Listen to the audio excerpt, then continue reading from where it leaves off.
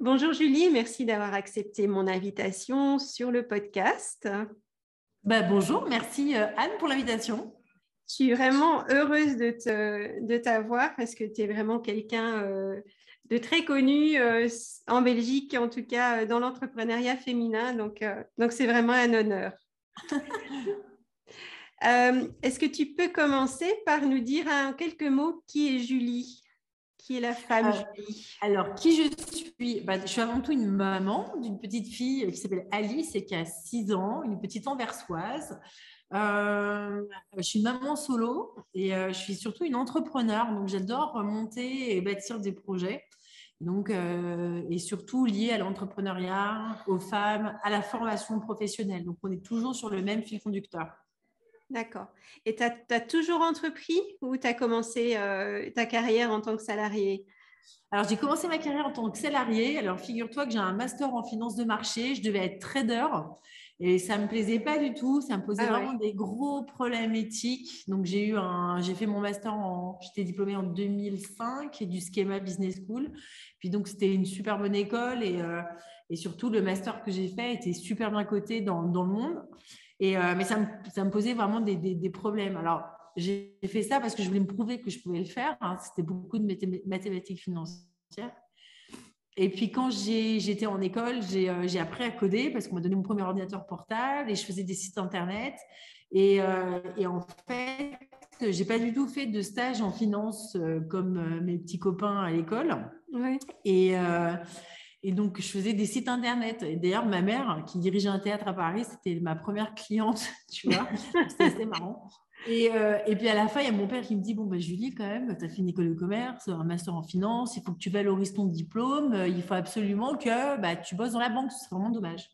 Alors, je dis, bon, d'accord, ok. Et c'est comme ça que je suis arrivée à Charleroi, en Belgique, parce que entre ma première année où j'ai commencé vraiment à travailler et la fin, l'obtention de mon diplôme, j'ai commencé à travailler sur des yachts de milliardaires sur la Côte d'Azur. Et là, j'ai fait du parachutisme. J'étais mordue de para, j'adorais ça. Ah ouais. Et en fait, j'ai commencé à skier à Templou et à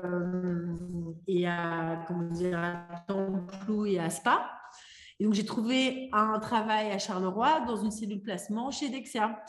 Et alors, ce qui est rigolo, c'est que mon mentor, celui qui m'avait embauché à l'époque, qui était un private banker, il n'y a pas très longtemps, il m'a demandé de lui faire tout un cours sur le monde des crypto-monnaies parce qu'il a pris sa retraite, mais il continue à gérer des portefeuilles, des gros portefeuilles. Et comme c'est mon mentor, et puis il est toujours aussi curieux, et il s'intéresse, il continue à apprendre tout un tas de nouvelles choses. Donc là, du coup, on a terminé la boucle. Donc c'est bien, lui m'avait tout appris en finance, et après, c'est bon.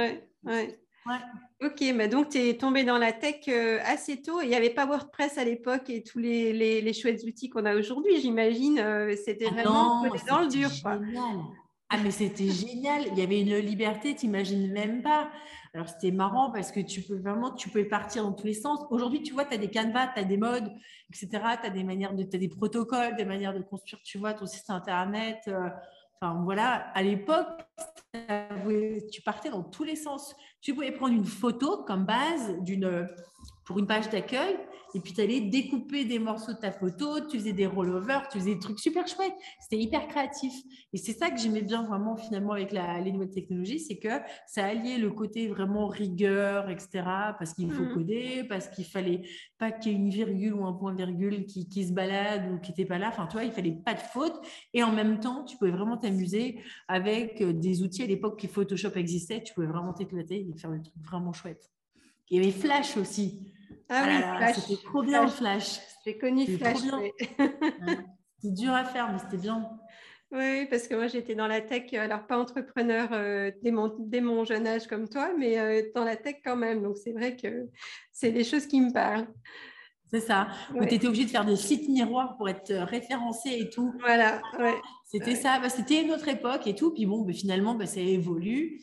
Alors, je dirais pas que ça évolue d'une manière plus simple, mais à chaque fois, tu as des nouveaux outils. Ça reste quand même très technique.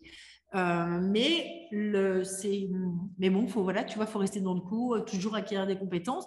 Mais tu vois, tu as quand même des couches en plus à chaque fois de compétences et à voir. Il faut suivre le fil. Et c'est pour ça que je pense que la formation continue est indispensable, et notamment la formation continue pour les femmes, parce que tu es vite largué, tu es vite mis sur la touche. Et ça, c'est vraiment quelque chose que je ne peux pas cautionner, que à 40 ans, 50 ans, 60 ans, tu as de l'expérience professionnelle, mais qu'on te mette sur la touche parce que tu ne sais pas mettre à jour un site, parce que tu ne sais pas faire une campagne de pub De sur médias sociaux, Facebook. ouais. Ouais, voilà.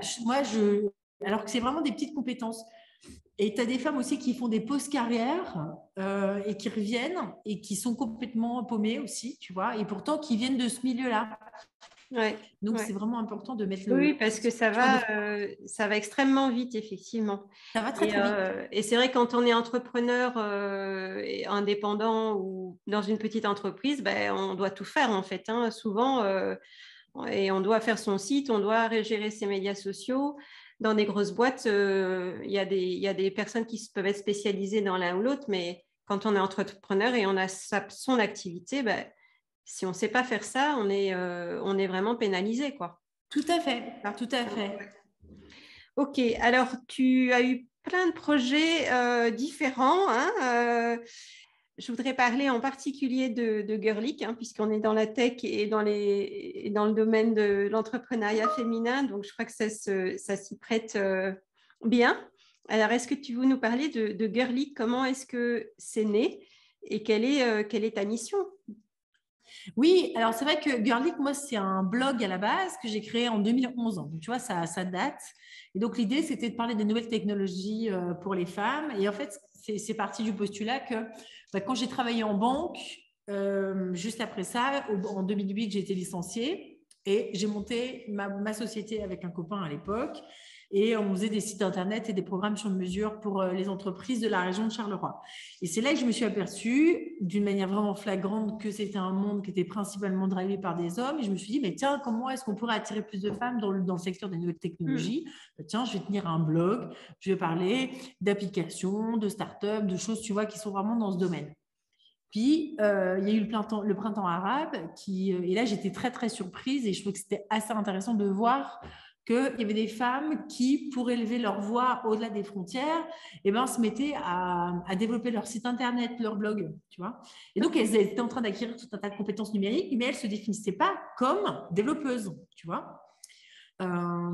Et donc, c'est resté, tu vois, une communauté. Moi, le but, c'était vraiment d'en faire un média. Mais donc, c'était très compliqué, hein, on le sait bien, hein, tu vois, financer un média, c'est compliqué. Donc, j'ai développé une communauté qui va de la Belgique jusqu'au Maroc. J'ai travaillé dans une radio, j'avais une émission où je parlais des nouvelles technologies pour les femmes. J'ai commencé à écrire pour la Nouvelle Gazette, aussi des papiers. Mais je restais toujours sur le fil conducteur, les femmes, les nouvelles technologies. À la suite de quoi, j'ai pris la tête du Beta Group. À l'époque, c'était la plus grande communauté de start-up de Belgique, composée de plus de 8000 membres. Tous les mois, on organisait des grands événements de networking. Il y avait des start-up qui venaient pitcher leurs projets, etc.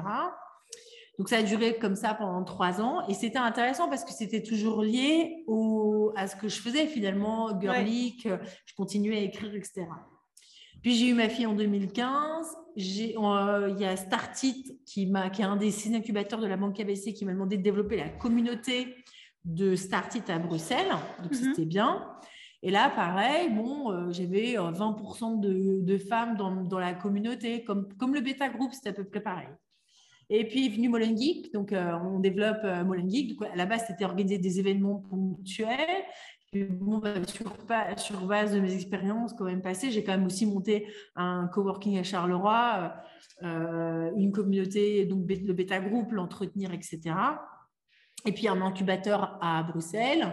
Et l'idée, c'était, OK, on va faire un peu tout en un espace de coworking, un incubateur, mais qui serait dédié vraiment aux jeunes des quartiers et finalement qui pourrait leur permettre d'acquérir tout un tas de compétences pour développer leur start-up. De là est arrivée la Coding School parce qu'on s'est aperçu qu'il y avait vraiment un manque de compétences numériques. Et puis voilà, c'est devenu un centre de formation. Mais pareil, pas beaucoup de femmes. Et là, C'était toujours la même chose. Excuse-moi, tu parles de Molengeek, voilà. Ouais. Et donc, toujours très peu de femmes. Alors, une fois, on a eu une classe où il y avait 42% de femmes. Bon, Wow. ok, mais tu vois, on voit bien qu'il y avait un vraiment problème Ouais. en termes de méthodologie. Et notamment, il y avait une jeune femme qui était maman. Donc, ça, c'était la dernière année où j'étais. Donc, je suis partie en 2019. Et donc, je la voyais, elle était tout le temps en retard le matin. Donc, elle n'arrivait pas à arriver à 9h parce qu'elle devait amener son fils à l'école. Et puis, elle devait changer 2 fois de métro. Enfin, il y avait toujours un truc et ça ne collait pas. Et je me disais, mais c'est pas possible. La pédagogie, c'est 9h18, c'était 9h-17h du lundi au vendredi. Il y a un truc qui ne va pas, c'est pas possible, c'est pas adapté pour les femmes. Et puis, on a eu une opportunité de commencer à faire des formations pour des femmes, pour une entreprise. Donc, du coup, j'ai saisi l'opportunité. Et en fait, c'est cette entreprise qui m'a donné un peu l'idée, qui m'a dit, mais nous, on aime bien ton branding girlique et tout. On voudrait en interne former les femmes de cette entreprise. Et donc, de fil en aiguille, on a développé comme ça des masterclass avec ma petite équipe à l'époque, on était 3. Et justement, pour pouvoir former des femmes au travers vraiment de compétences axées plutôt outils et pas métiers, dans le but de pouvoir les aider à développer leur carrière professionnelle. Donc, il fallait que ce soit des formations qui soient courtes, et donc, avec vraiment beaucoup de matière, avec aussi un espèce de service après-vente où elles pourraient poser leurs questions. Et donc, là, on commençait de femmes dans la tech à de l'acquisition de compétences. Et puis, est arrivé le Covid. Et donc, on avait commencé juste avant à faire des webinaires en ligne. On s'est dit, tiens, on va proposer des petits formats très courts que les femmes peuvent regarder sur le temps de midi. Et puis, on continuait à faire des événements, des formations en présentiel. Et quand il y a eu le Covid, on a tout basculé en ligne. Et là, ça a eu, ça pour te dire, en 2020, 2200 personnes quand même. La même chose en 2021. Et donc, du coup, on s'est dit, OK, là, on tient un truc. Du coup, qu'est-ce qui fonctionne pour toucher et atteindre les femmes? C'est faire des formations qui soient courtes, en ligne, leur offrir aussi la possibilité de venir sur place en présentiel. Donc là, par exemple, aujourd'hui, on a une masterclass, il n'y a que des femmes entrepreneurs. Elles apprennent à faire des vidéos, du streaming, du podcast. Il y en a certaines qui sont en ligne et d'autres qui sont en présentiel parce qu'elles préfèrent être en présentiel. Donc, on a développé comme ça un format hybride qui fonctionne et qui permet vraiment de toucher beaucoup plus facilement les femmes. Et donc, du coup, voilà, maintenant, on est dans une logique de croissance où on va ouvrir notre premier espace ici à Bruxelles et un deuxième espace à Anvers. Donc, du coup, tu vois, là, par exemple, en ce moment, je suis en train de… C'est un vrai casse-tête parce que je rajoute 120 webinars jusqu'à la fin de l'année en français et néerlandais, tu vois, plus des masterclass, plus ouvrir nos espaces. Donc, je suis vraiment sous l'eau, quoi. OK. Et donc, tu as formé combien de femmes jusque-là? Ben là, donc juste les webinaires entre 2020 et 2021, 4500 personnes. Je n'ai pas encore compté 2022, mais c'est beaucoup parce qu'à chaque webinaire, on a une centaine de personnes inscrites. Donc, tu vois, ça monte vite. Wow, Et puis après, il y a toutes les nouvelles masterclass là, qu'on est en train de mettre en place. En parallèle de ça, on a des formations longues qui sont axées métiers. Donc, une qu'on fait avec Bruxelles Formation. C'est en marketing digital, donc c'est chef de projet junior. Et là, ça t'ouvre l'accès à tout un tas de métiers pour spécialistes en référencement, community manager, etc., copywriter, etc. Et du coup, alors on ne forme pas des spécialistes, mais tu es capable de mettre en place une stratégie et de l'opérer. Et après, tu vois, de te spécialiser, je ne sais pas, comme je disais, spécialiste référencement, etc. Donc, tu vois vraiment le cheminement, en fait. À chaque fois, en fait, c'est vraiment sur base de mon expérience que j'arrive à goupiller, en fait, tu vois, des nouveaux projets qui allient, tu vois, du présentiel, en ligne, un peu d'incubation, tu vois. Et donc, j'essaie à chaque fois de prendre un peu les mêmes ingrédients, mais Tu vois, je fais à chaque fois des recettes différentes pour que ça fonctionne. Ouais. Et donc, le public qui vient chez toi, notamment sur les formations en ligne, enfin, type webinaire, les formations courtes, hein, pas la formation métier. Donc, ce sont des femmes entrepreneurs puisque c'est le créneau que tu as choisi. Et donc, c'est quel type de personnes? Ce sont des entrepreneurs qui commencent leur activité, qui sont déjà en activité ou qui font ça par intérêt personnel peut-être? Non, alors on a justement, c'est un vrai melting pot. Donc, tu as des femmes qui viennent chez nous parce qu'elles ont envie de comprendre les mécanismes du web, des réseaux sociaux et se former sur des outils pour pouvoir trouver un job. Tu as des femmes qui sont actives aussi, mais qui ont un emploi et qui ont besoin, tu vois, d'une compétence pour pouvoir évoluer au sein de leur carrière. Tu as des femmes aussi qui sont en reconversion de carrière, qui se disent, OK, ben maintenant, je veux m'y mettre. Et alors, je sais pas, j'ai envie de développer une communauté autour de tel sujet sur les réseaux sociaux. Donc, je prends mon projet comme outil d'apprentissage, tu vois, et donc je vais développer ça. Et puis, tu as aussi des femmes qui sont entrepreneurs et qui ont besoin, tu vois, de développer leur visibilité autour de la création de contenu. Et là, on sera sur du streaming, du podcast et du streaming, podcast, vidéo et puis aussi d'écriture, quoi, sous forme de blog. Voilà. Okay. Donc, on est vraiment sur la création de contenu, mais tu vois la différence, parce que ça, c'est… en ce moment, il y a un vrai changement, tu vois, je le vois bien sur LinkedIn, c'est une vraie catastrophe. J'étais complètement effarée hier, j'ouvre LinkedIn et tout, puis ça faisait longtemps parce que j'ai eu le Covid, tu vois. Et je me dis, mais c'est quoi ça? C'est le festival du Me, Myself and I. Alors, tout le monde fait du storytelling à tout va. Tout le monde s'autocongratule. On est en train de féliciter les gens, mais ça n'a aucun sens. C'est comme si on prenait une photo pour dire, ah bah aujourd'hui, je vais au travail, tu vois. Non, donc, c'est vraiment du grand n'importe quoi. Et du coup, chez nous, ce qu'on essaie de faire, c'est de dire, OK, regardez les limites.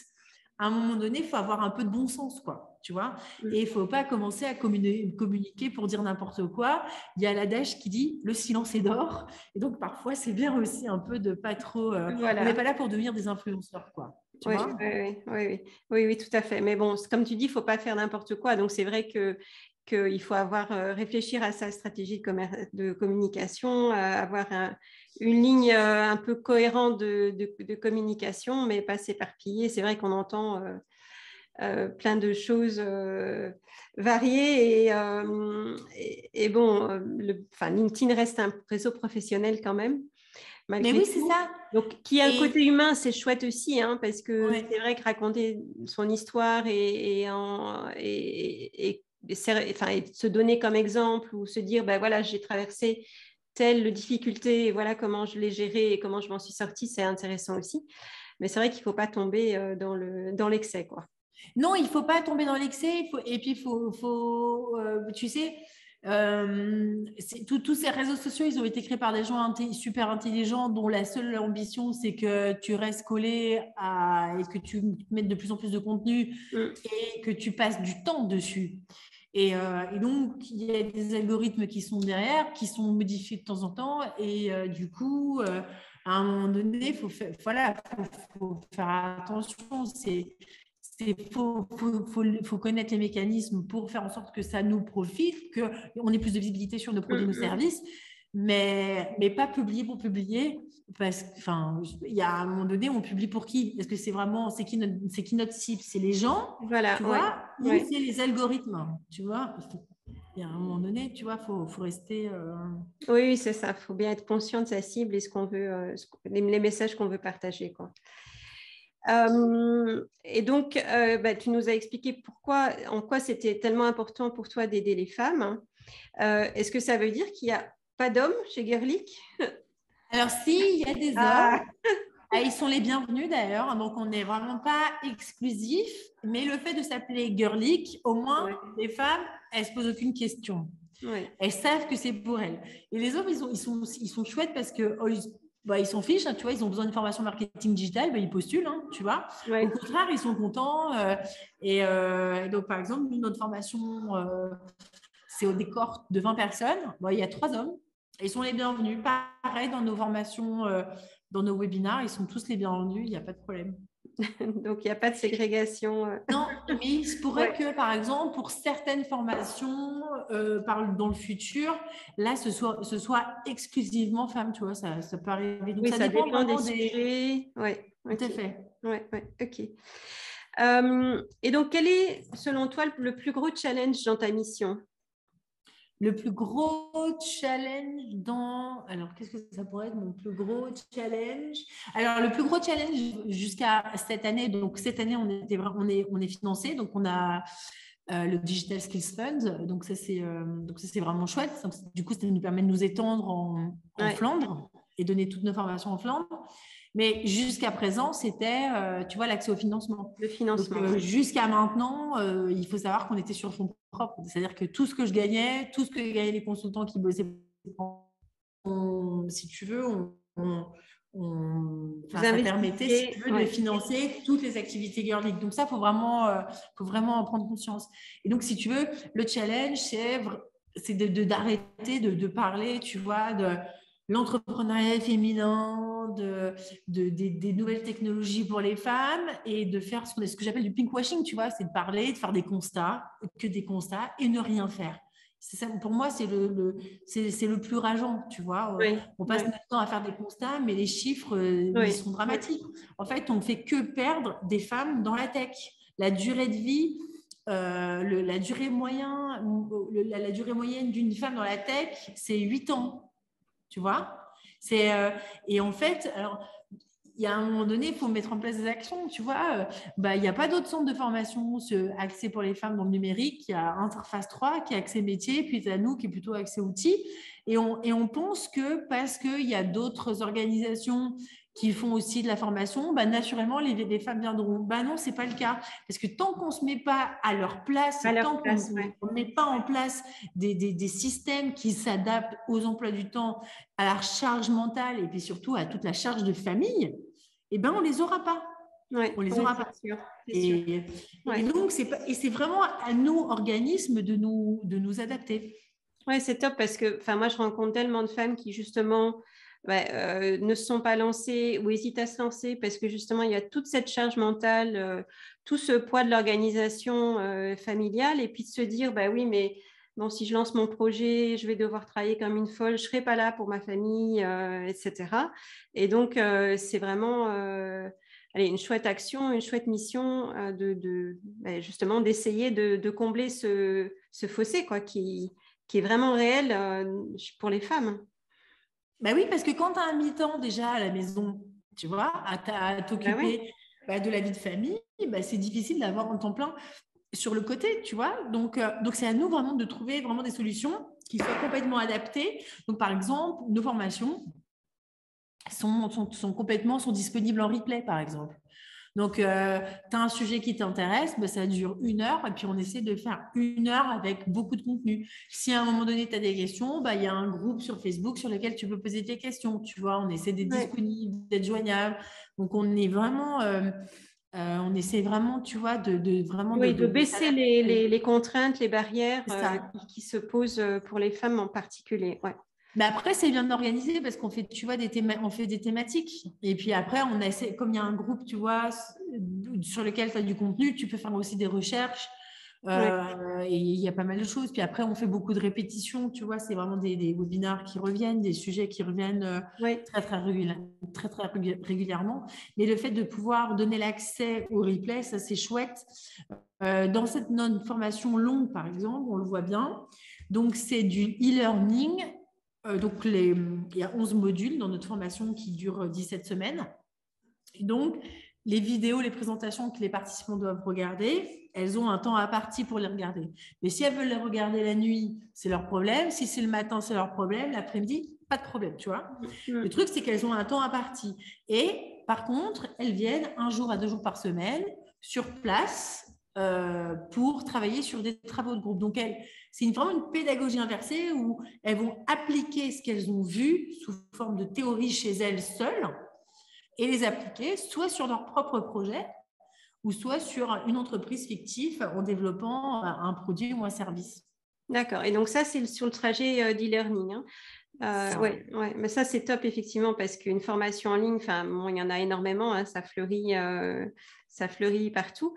Mais voilà, qu'est-ce qu'on en retire après le bénéfice, comment concrétiser le bénéfice? C'est vrai que la mise en pratique c'est hyper important et la communauté aide à ça et vraiment faire le lien ou combiner les deux, c'est vraiment très très important pour que ça soit efficace au bout du compte, que le résultat soit atteint, quoi.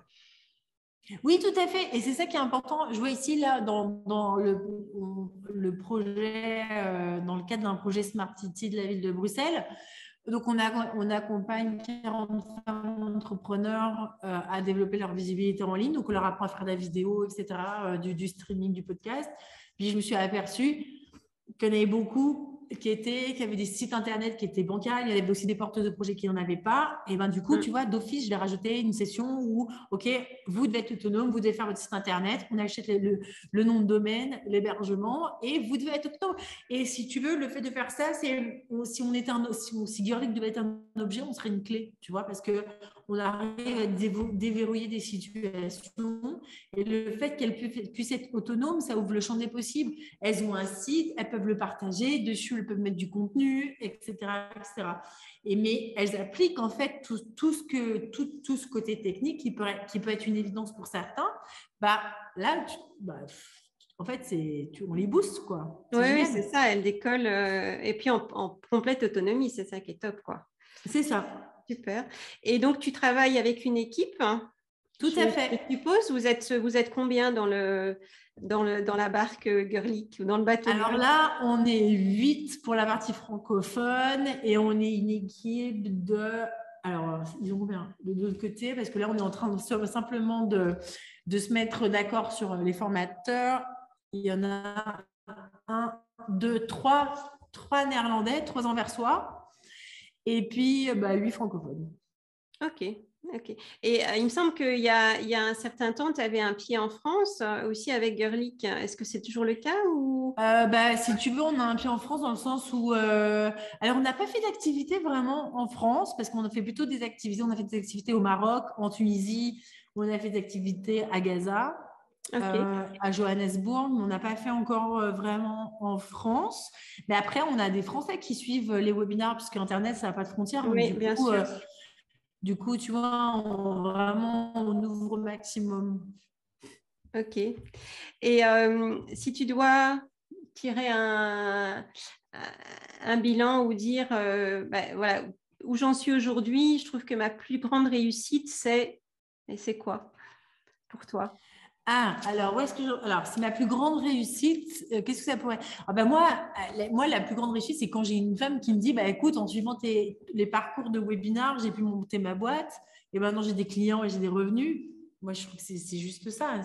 Pour moi, ça n'a pas de prix, quoi. Donc, c'est ça, tes récompenses Bah ouais, tout à quotidiennes. fait.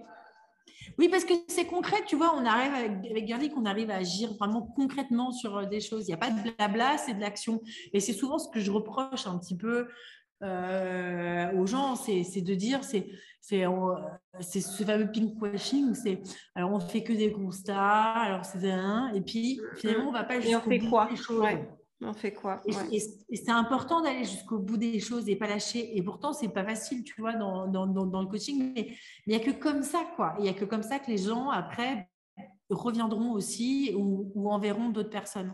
Ouais. Ouais, oui, Donc, tout moi, à c'est ce fait. que je dis souvent à toute l'équipe, c'est qu'on est au service de toutes les femmes qui veulent apprendre à acquérir des compétences numériques. Et je suis convaincue que le numérique, c'est vraiment un vecteur d'émancipation sociale parce que ça peut générer des revenus, ça peut nous permettre de sortir.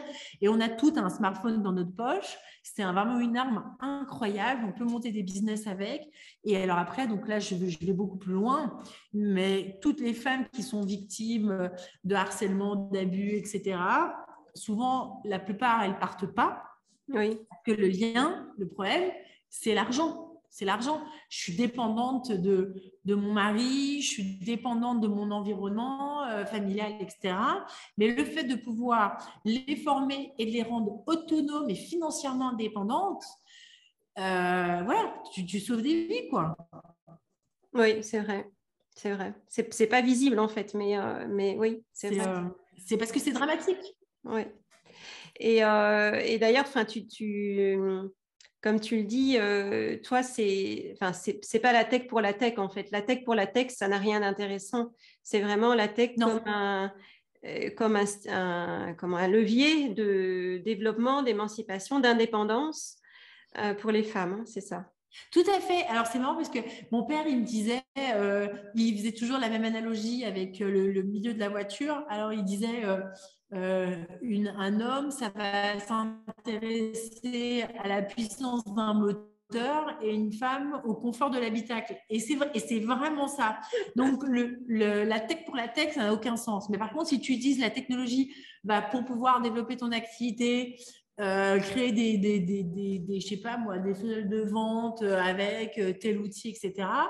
Bah oui, ça a du sens, mais développer un code et dire mon code il est beau, bon, soit non, on n'est pas du tout là-dedans. C'est un peu le point de départ de Girlic en fait, c'est de dire que nous les femmes, on regarde les nouvelles technologies d'une autre manière, on n'a pas le même point de vue, on n'a surtout pas la même utilisation. Et ça revient donc toujours le printemps arabe, toutes ces femmes qui développaient leur site internet, qui ne se considéraient pas comme développeuses, mais elles faisaient ça pour pouvoir porter leur voix au-delà des frontières. Et donc, c'était j'apprends à coder parce que mon objectif, c'est qu'on entende ma voix. Versus, j'apprends à coder pour faire un site internet ultra performant et que personne ne verra parce que j'aurais pas mis en place une stratégie en marketing digital autour. Tu vois. Donc, c'est vraiment c'est utiliser en fait la techno comme un moyen. Mais tout ça, il faut apprendre. Il faut apprendre à, tu vois, là, on apprend à faire du montage vidéo, on apprend à faire des podcasts, on apprend à faire du streaming. Ça reste des compétences techniques, tu vois, à acquérir. Oui, mais qui sont quand même aujourd'hui rendus accessibles par justement tout un tas d'outils qui sont mis à la disposition, qui sont accessibles au niveau prix, je veux dire, qui ne coûtent pas très, très cher. Qu'il y a 10 ans, 15 ans, c'était pas possible, quoi. Tout à fait. Là, il fallait vraiment des compétences de développeur. C'est ça, mais encore faut-il, tu vois, savoir comment les configurer, etc. Oui, c'est pour ça que l'apprentissage en groupe et tout, collectif, et le fait de montrer, ça te permet aussi de gagner du temps sur ce dont tu as, sur ton objectif. Qu'est-ce que tu conseillerais, qu'est-ce que tu aurais envie de dire aux femmes aujourd'hui qui hésitent à lancer leur projet, qui ne savent pas trop comment se développer? De venir nous voir. Nous, on a plein de webinaires sur girlic.tech. Là, je suis en train d'en mettre 120 en français et néerlandais. Et surtout, nous, on est une équipe, quoi. On est disposé. Mais il faut se lancer. Mais il faut se lancer non seulement en travaillant sur la partie business, mais aussi en travaillant sur la partie technique. Ça, c'est important. On parle beaucoup de Lean Startup, etc. Donc, on a une idée, on la teste, et puis on va changer 2-3 éléments, on pivote. Mais c'est important de pouvoir être autonome d'un point de vue technique. Il faut apprendre à faire son site internet, même ne serait-ce qu'une simple page. Il faut avoir la main dessus et ne pas être dépendant de quelqu'un. C'est ça. Il faut vraiment avoir cette indépendance par rapport aux nouvelles technologies. Alors, je ne dis pas, on ne va pas commencer à faire de la deep tech, mais en tout cas, de tous les outils qui nous entourent, on ne peut pas ne pas être, dépendant. Ce n'est pas possible, quoi. Et surtout qu'on utilise tous ces outils. On va sur des sites internet, on utilise les réseaux sociaux, on reçoit des newsletters, des choses comme ça. Autant savoir le faire et de les mettre à profit pour nous. Allez, top.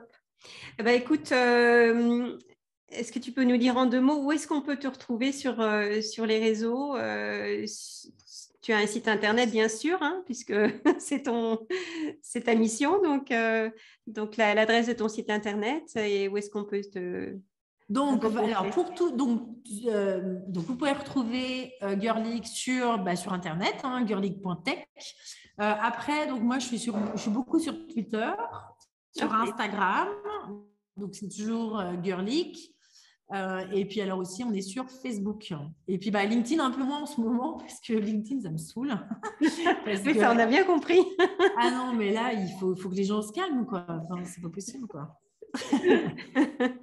Est-ce que tu voudrais dire quelque chose pour conclure? Oui, je pourrais peut-être m'adresser aux femmes. Ouais, par exemple. Ouais. par exemple, faut pas hésiter faut pas hésiter à aller dans ce secteur, que c'est un secteur qui est en plein boom. On pense que 80 ou 85% des nouveaux jobs seront dans la tech. Alors, la tech, c'est très large, hein, donc c'est dans tous les sens du terme. Et du coup, il n'y a pas d'âge, surtout pour commencer à aller dedans, pour apprendre. Ma mère, 75 ans, c'est la pro de la newsletter, donc si elle peut le faire, donc d'autres peuvent le faire. Oui, il ne faut pas penser qu'à 50 ans, on est périmé, hein, Non. parce que ce n'est Et pas ça, du tout le surtout. cas.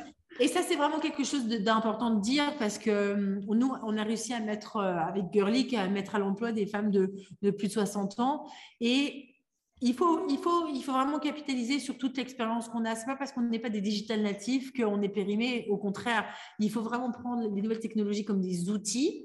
Hein, mais il ne faut pas oublier toute l'expérience qu'on a, quoi. Et il faut vraiment se battre par rapport à ça. Nous, les femmes, à partir de 40 ans, on a tendance à nous mettre sur la touche. Non, quoi. Il faut vraiment lutter par rapport à tout ça et montrer voilà, qu'on a des compétences et que voilà, au même titre que les hommes.